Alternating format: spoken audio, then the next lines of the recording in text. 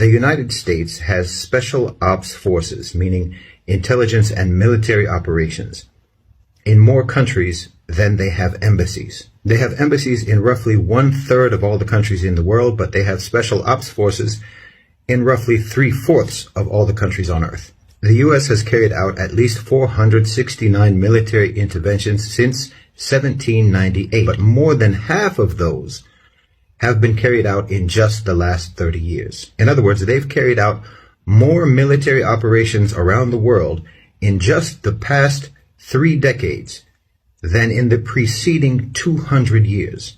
If you combine the total spending of the top 10 military budgets in the world, the countries that spend the most on their militaries, if you combine that total, it still won't equal what the United States spends on their military. Now, these 250 or so military interventions since 1991 have been primarily carried out for economic reasons, to control resources, access to markets, to control markets, and so on. The use of the American military has been disproportionately for the sake of business. It has not been ideological, it has not been nationalistic, it has not been religious, and it has not been to spread democracy.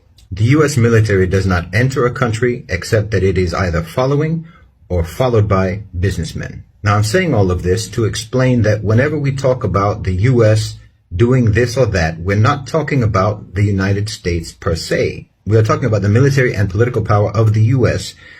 being mobilized or being used to promote or secure or protect the interests of a financial elite who may or may not be American, but who are themselves not loyal to the U.S. This has to be understood. Whenever people start talking about the world moving from being a unipolar world to a multipolar world, because you're simply mistaken if you believe that the United States of America is in and of itself the unipolar power in global affairs. The U.S. is simply the strongest and most coercive instrument of power in the world, and it is utilized by a contingent of financial elites who belong to no nation. The owners and controllers of global financialized capital constitute the unipolar power in the world today. It's a private sector power.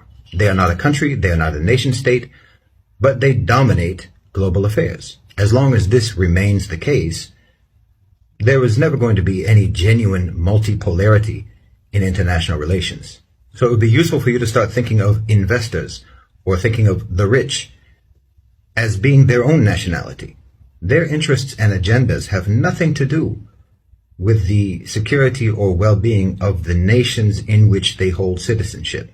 As we can see now across Europe, this new imperial class of private sector elites have no hesitation in undermining the economic stability, the financial well-being, the living conditions, the quality of life, the peace and tranquility of even Western nations. So before we can confront this reality, we have to recognize it. Nation states do not exist as independent power entities in the West. They are subordinate to a private sector, a national class of imperialistic owners of capital. The Western neoliberal political and economic models are hostile to national sovereignty, they're hostile to democracy, they're hostile to independent government, and they're hostile to any iteration of a social contract. In these models, the highest duty of every citizen, of every institution, of every government, is to contribute to corporate profits. It is quite simply greed gone mad.